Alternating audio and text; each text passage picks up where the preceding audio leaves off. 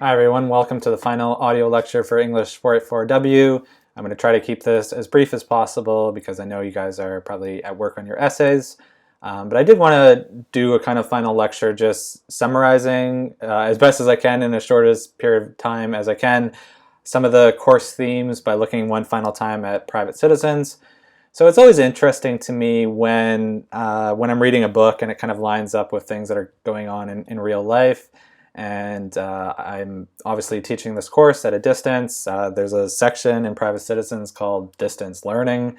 And there's also, it's really interesting, there's a SARS quarantine on campus going on in this novel. So just kind of an eerie connection to what's going on still in our everyday lives. But the first kind of course theme that I wanted to talk about that kind of reaches some kind of resolution in Private Citizens is the topic of scopophilia. And my understanding of the way that scopophilia, which basically just means kind of an addiction or an extreme predilection toward watching instead of being watched.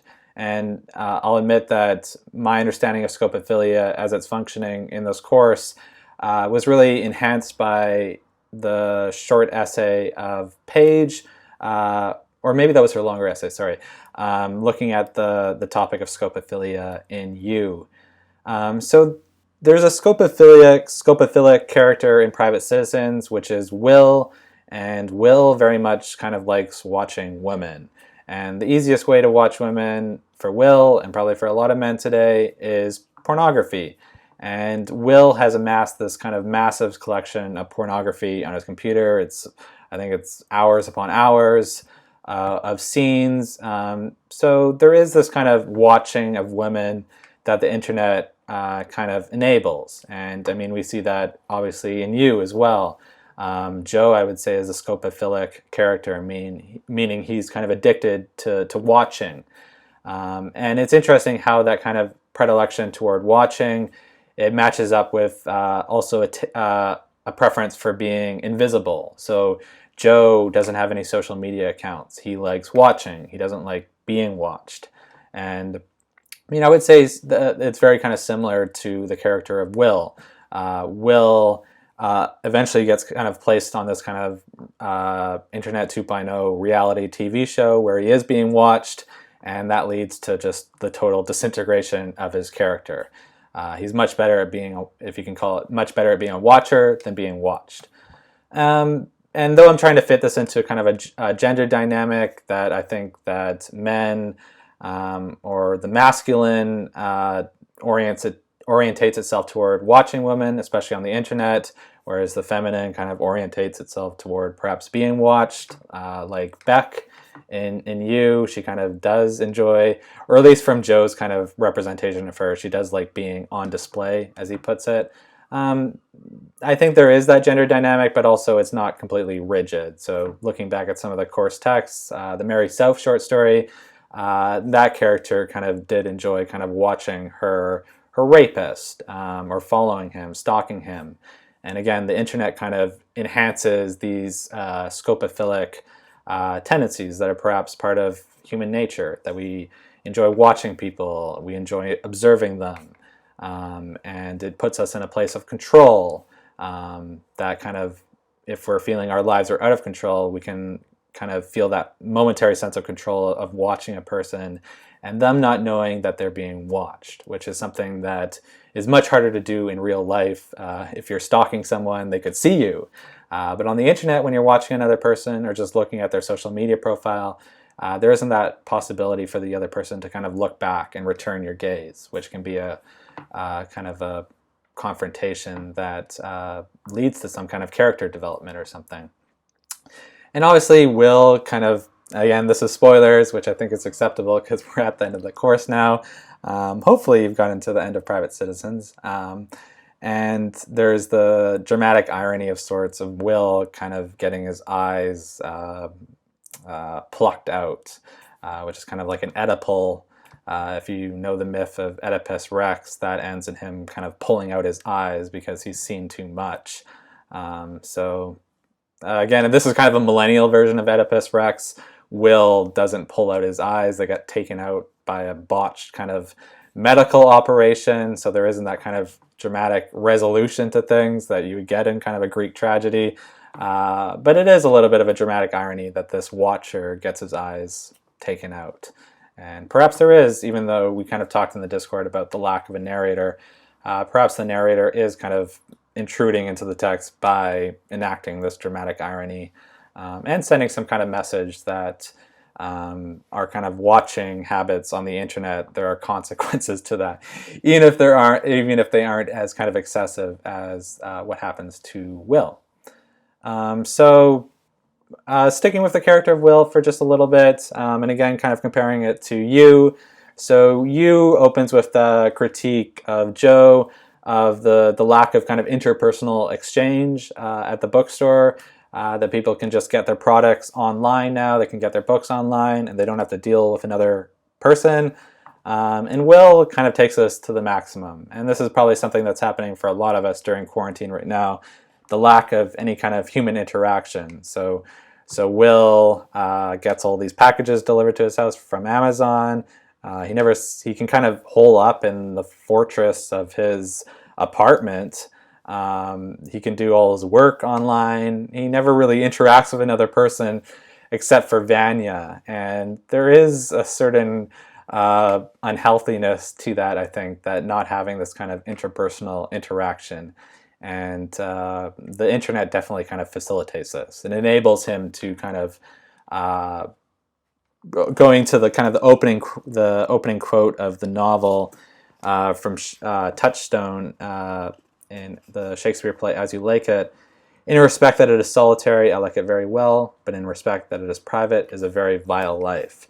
So Will has a certain kind of privacy in his apartment complex. And yeah, I don't want to kind of dunk on this character too much, but it is kind of a vile life that's depicted for Will, without that kind of interpersonal exchange. And to kind of take that abstract idea and put it in kind of a more specific situation.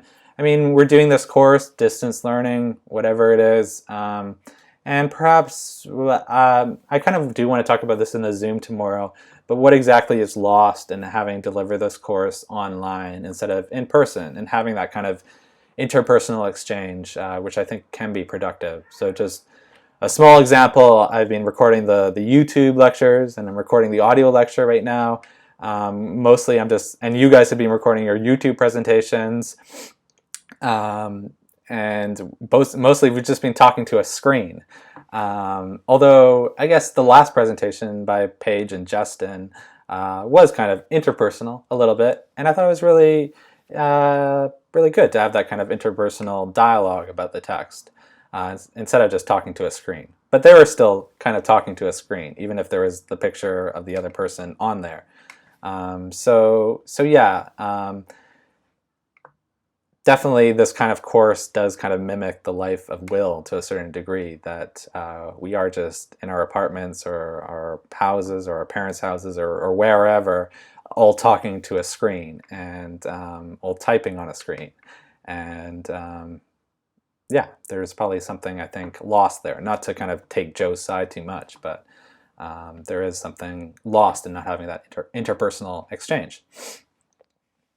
Okay, and I think I'm going to talk about, I didn't expect this, but I think I'm going to talk about Will the whole lecture. So near the end of Private Citizens again, there's an important moment, I think, where Will asks himself, or asks Linda, do you think I hate women?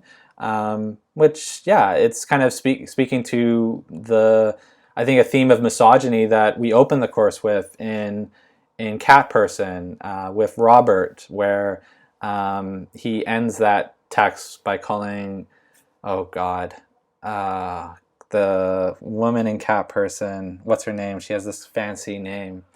This is bad. Robert and I'm blanking, but that's bad. So misogyny has been kind of a major theme of this course, I think. And Will has this kind of realization at the end that perhaps he is misogynist, which is kind of predictable when he watches as much pornography as he does. But that misogyny, it's really interesting, I think, relating to You. It's kind of couched or hidden in love, or at least maybe it's an artificial love, but Will seems to present like he loves Vanya. I mean, he buys the $20,000 engagement ring, and you, Joe, does kind of love back, or at least that's what he presents himself as being like, or even thinks himself to be in love with Beck. But it's weird that kind of love is this kind of Trojan horse of sorts, whereby misogyny is kind of hidden in the Trojan horse of love.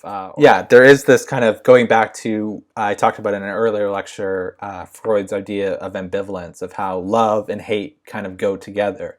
And again, there's kind of a gender dynamic there, I think, that I think misogyny is a lot more common than the opposite. I don't even know the word for the opposite for man-hating, or there's not a fancy kind of Latin word that I can think of, although there probably is one, but misandry perhaps, but that I can't think of it as kind of representative, that I think misogyny is a lot more common. But again, like I said earlier, even though I'm kind of putting a gender dynamic there, it's not as rigid as that. I mean, I think this is something that also can go both ways. We don't want to just, or at least I don't want to just get caught up in the idea that all men are evil and all women are angels. So there is the character of Linda, and Linda kind of gives, that she's on page 339 of my copy, she says, or she writes, love is a form of spite, for her at least. The wretch who needs something sterner and sturdier than hope.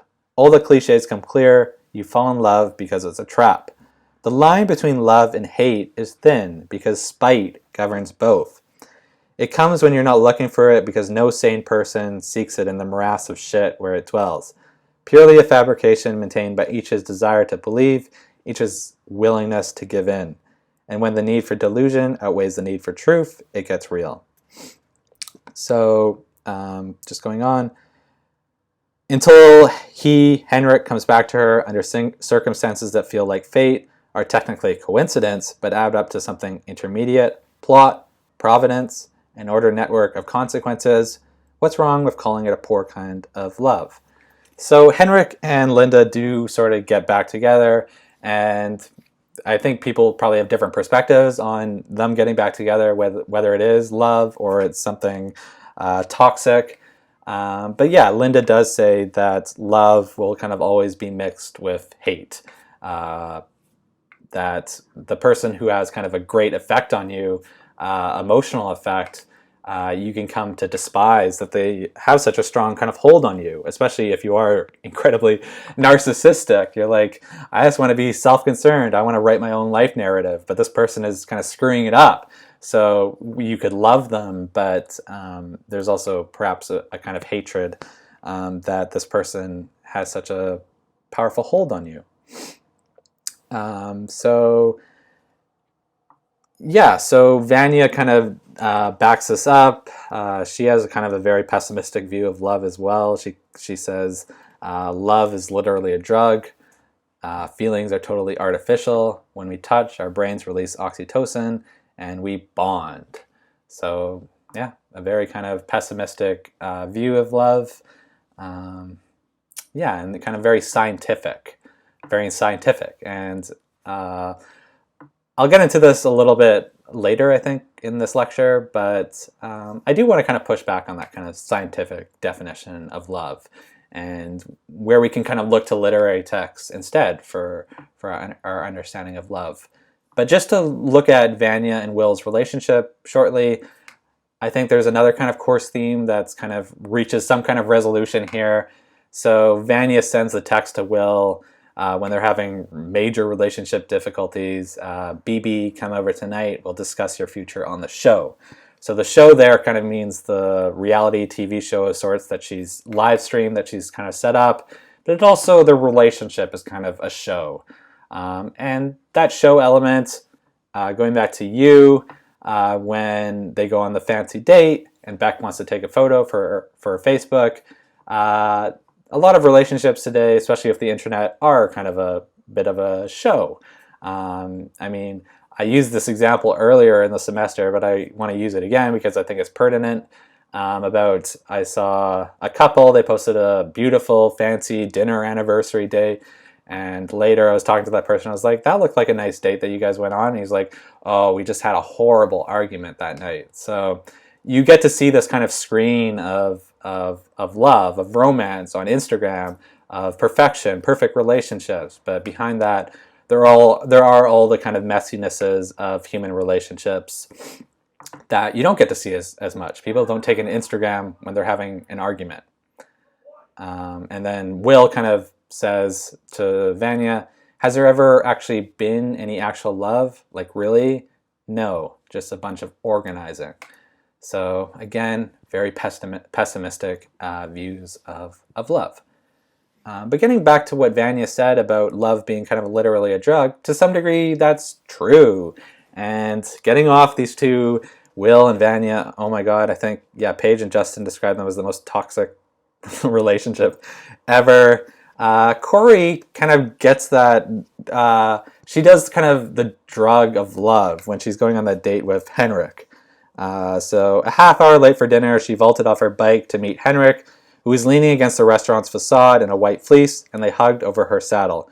She locked her bike to a street lamp and entered the restaurant with the serenity of a dryad, feeling herself slip into a dangerous reverie in which they were already dating, with synchronized schedule, plans to move to a bigger place with a rooftop garden, back rubs, adopted children, though she settled for an open relationship, or just sex, even once. Linda kind of gets carried away.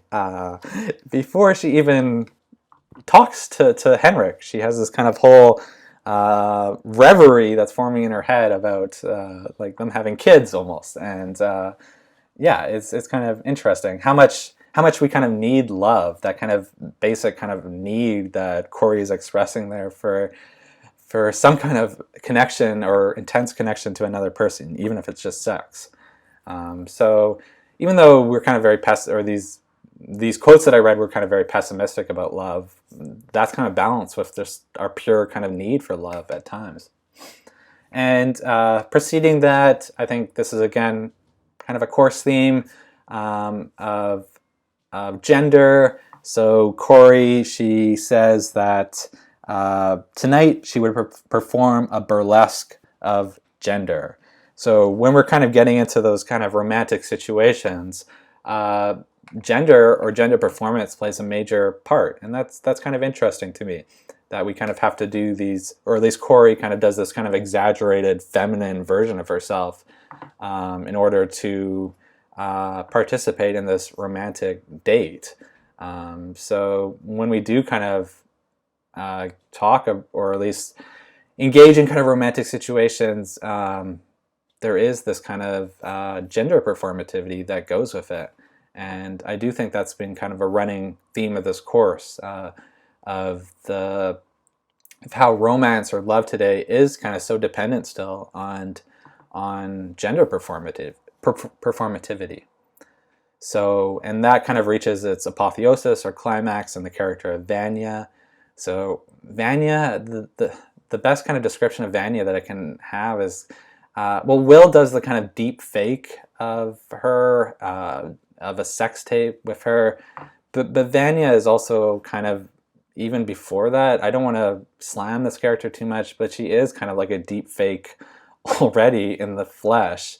And not to say that she's like any more artificial than any of the other characters, I don't think that's true, but this is a character where she has kind of just completely, her whole body is a kind of a performance. And again, I'm not really critiquing that, but I think her understanding of gender, or her presentation of gender, is kind of symptomatic of even like what Corey is doing. There's a connection there, and Vanya just kind of takes it to its most extreme, where her whole body is this kind of, I don't want to be too cruel, but kind of like a porn stereotype. And obviously there's kind of social conditions that kind of demand this kind of performance, especially if you're going to be live streaming your life. If you look at a lot of kind of YouTube kind of live streams, gender presentation plays a major part. I mean, makeup tutorials are kind of really big on YouTube. The gender performance, there's something about the internet, I think, that is kind of exaggerating how we present gender. And this is going back to when we were talking about the Tinder dates, that there is this kind of expectation of feminine or masculine stereotypes, especially on the internet, or an encouragement of them. Okay, so that was kind of very pessimistic. I think Private Citizens is a very kind of pessimistic downer of a text. And yeah, one of the kind of final kind of running theme of this course, at least looking back on it now, has been how much of a downer these texts are. I didn't really realize how depressing, I guess, or how many negative characters or creepy characters we would have gone through by the end of this course. And there is kind of a lack of love or actual romance. Everything seems fake, everything seems horrible. All the men are douches, and all the women aren't much better. I think we had Kim, who did the first presentation on Private Citizens, where she kind of asked, have there been any good people in this course? And we were kind of at an odds ends that no, there hasn't really been good people. A lot of them have been really kind of horrible people. So maybe that's kind of a flaw of the course, and yeah, I will have to reevaluate that. Maybe this course is just too depressing, especially right now, I think. I wasn't really planning for it to happen during COVID when we're all kind of isolated. But in my defense, maybe there is something about the internet. I mean, we've looked at a lot of texts that have involved the internet to a kind of high degree. We're doing this course on the internet. So maybe in my defense, there is something about the internet that's completely antithetical to love, or to romance, or to being a good person, or to being a good partner. Maybe the internet kind of makes the worst aspects of human nature all the more prevalent. It encourages narcissism, or what Will describes it as solipsism, of just being completely self-obsessed. And obviously there's kind of ramifications for that for relationships, when there's all these kind of incredible narcissists, which is kind of reflected. We started the course with a lot of kind of autofiction, which is often being decried as kind of a narcissistic genre of writing. And a lot of these autofiction novels or short stories, they did kind of depict relationship troubles. So maybe it's not my fault as an instructor, but the internet's fault. So do we have to finish the course on a pessimistic note? No. As our kind of need for love kind of demonstrates, we do need love, so we do need romance. So there hasn't been kind of many positive depictions of romance, but I mean, there was the Dao Lin quote that I read out. Nobody seemed very convinced that that was romantic. How about I'll try with this Mira Gonzalez quote. Together we will have this extremely beautiful sensation of being twice as frail as we once were, and it will feel like the first time you ever had a cold, the last time you tasted grape-flavored cough syrup, a light pink fever. So, those lines of poetry, to me, they offer kind of a convincing evocation of love. And maybe it's not convincing for other people, but I do like this. It's not kind of sappy, it's not kind of overly romantic or anything. It's actually kind of negative. We'll be twice as frail as we once were, but it'll also be extremely beautiful. It'll be like the first time you ever had a cold. So again, it's not great, but it's a light pink fever. I mean, that sounds, I don't know, there's something evocative of that to me. And the title of this poem that I'm reading, Heartbroken People with Extreme Personality Flaws. So again, very pessimistic, but maybe it's not so much the content of what Mira is writing here, but I think there's something very valuable about understanding love or understanding romance here. And that is going back to my first YouTube lecture where I talked about metadata and metaphor. I think metaphor is what is very kind of fundamental to love. So love, it will feel like. So it's a simile, it's not a metaphor, but here there's love is understood through metaphor. through a metaphorical image. It's not something that can be studied. It's not scientific. It's not like Vanya says, where it's like a drug that you can kind of measure in the brain. But it's a literary device. And I'm going to stick to that. That I think that love or romance, it's not something scientific, but it's something that we need to use metaphors to kind of understand. Rather than metadata, which is kind of what algorithms, especially on dating apps, kind of run on. They think that they can predict who you'll love by kind of your favorite tastes in music or something like that. I'm not convinced by that. I think being an English person, English literature person, I think that there's something very necessary about books, about literary objects, in order for us to kind of keep love alive. Not to end on a super kind of hippie note, but I think there's something very important about reading that versus kind of just browsing the internet. I think there's something really important about reading, and that kind of comes out in Private Citizens, where Linda and Henrik write letters to each other, and then they read the letters. I think there's something very kind of important about that. That English courses are kind of, I'm going to get very kind of exaggerated here, but English courses are very important for us to kind of keep the idea of love alive, and to read kind of about love, and not to kind of have a scientific idea of love, but kind of the idea that love will always be kind of literary. It'll always be kind of an illusion. It'll always have to be something that we invent for ourselves through kind of imagery, or more metaphorical language.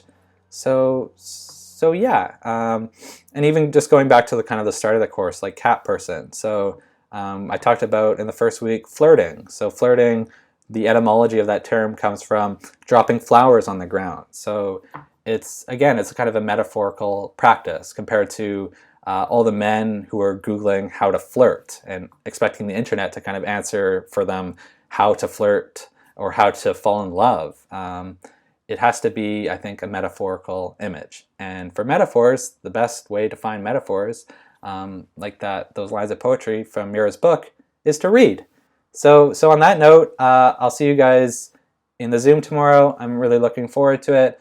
And yeah, that's it for the lectures. So I hope you're not struggling too much with the essays, and I'll see you tomorrow. Bye for now.